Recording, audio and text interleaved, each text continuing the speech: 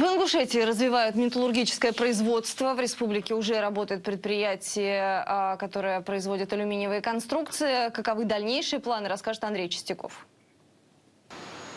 Окна роста для Ингушетии теперь будут создавать здесь. В республике построено предприятие по производству алюминиевых конструкций. Промышленная площадка рядом с республиканским центром набирает популярность у среднего бизнеса. 3, 2, 1, пуск! Новое предприятие – это, по сути, вторая очередь уже существующего в республике производства. Профиль с маркой «Сделано в Ингушетии» знаком стройкам страны. Лучшая оценка качества этой продукции, серьезный портфель заказов и двухсменный график работы. Благодаря помощи Минкавказа у инвесторов появляется возможность реализовать свои амбиции. Вот сегодня это он реализовал. Он его окупится, я думаю, лет через 5 у него окупится такой прибыльный бизнес, да? Этот завод самый южный в стране. Сейчас предприятие выпускает основу для оконных и дверных конструкций, несущие элементы фасадов современных зданий.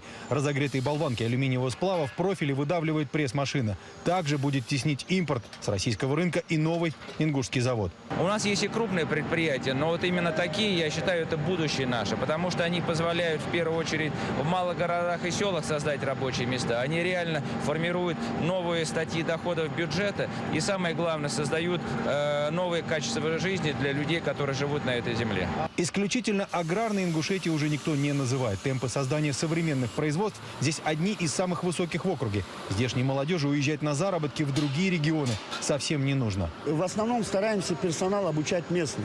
Ребят набираем молодых, но схватывают практически все на лету. Только с прибыли этого завода республиканский бюджет получит более 5 миллионов рублей ежегодно. И это только на начальном этапе. Производство намерено расширяться. Осенью будет запущена вторая линия, а это дополнительные 200 рабочих мест.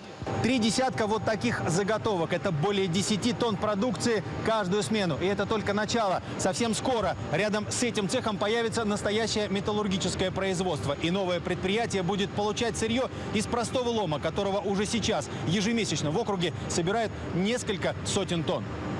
Андрей Чистяков, Евгений Радаев. Вести из Ингушетии.